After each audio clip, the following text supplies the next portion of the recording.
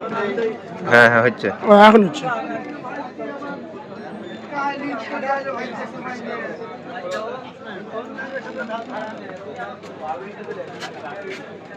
মুরগির তো হলো আপনার এখানে হ্যাঁ শরীর দুর্বল হয়ে আছে।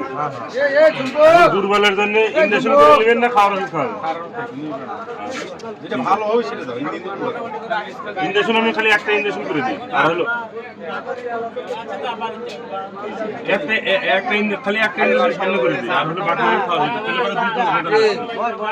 একটা কিচ্ছু হবে না ইনশাআল্লাহ। এই দেখুন এই যে এটা যদি আমি হ্যাঁ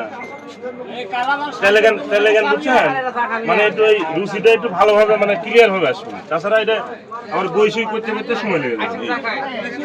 রুচি আসবে না তা না, কিন্তু রুচি আসবে।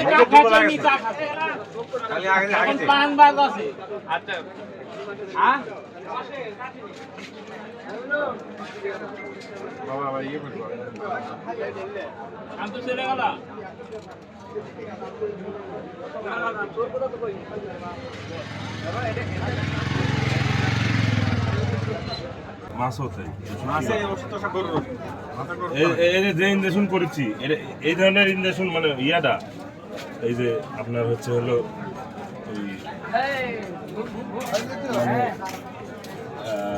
এই যে মানে মুখে খাওয়ানো ওষুধটা, এটা হলো মাছের কোথায়